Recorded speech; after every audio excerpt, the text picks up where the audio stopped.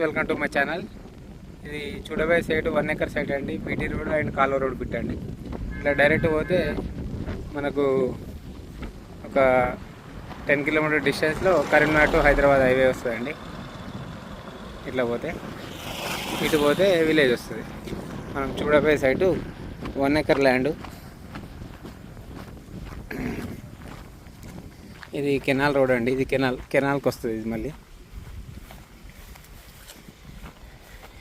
ఇది చూసుకున్నట్టయితే కాలువ తీశారు. ఈ కాలువకి వస్తుంది. ఇది రోడ్డుకు పక్కనే కాలువకు పక్కనే ల్యాండ్. రోడ్ బిట్ అనుకోండి, బీటీ రోడ్ బిట్. ఇదండి 1 ఎకర్ సైట్ అండి. 1 ఎకరం సైటు. ఈ సైటు మనకు కరీంనగర్ టు హైదరాబాద్ హైవేకి ఒక 10 కిలోమీటర్ డిస్టెన్స్లో ఉంటుంది land. BT road bit land అండి. ఇది మనకు నార్త్ ఫేసింగ్లో ఉంటుంది ల్యాండ్. ఈ ల్యాండ్కి వచ్చేసి రైతు దగ్గరనే ఉంది ల్యాండ్. మనకు చేర్యాల మండల్ కిందకి వస్తుందండి. ఇది ల్యాండ్ మనకు రైతు దగ్గరనే ఉంది. ఎక్సలెంట్ ల్యాండ్ అండి. మనకు దీంట్లో ఒక బోర్ వేసుకుంటే సరిపోతుంది అంతే, మిగతాది ఏం అవసరం లేదు.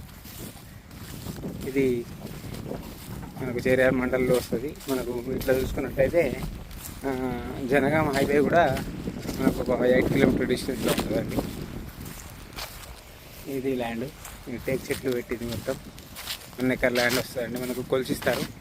మీకు హాఫ్ ఎకర్ కావాలంటే కూడా ఈ ఇంత కొలిచిస్తారు. హాఫ్ ఎకర్ అంటే హాఫ్ ఎకర్ కావాలన్నా కానీ ఇస్తారు, 1 ఎకర్ కావాలన్నా ఇస్తారు ల్యాండ్.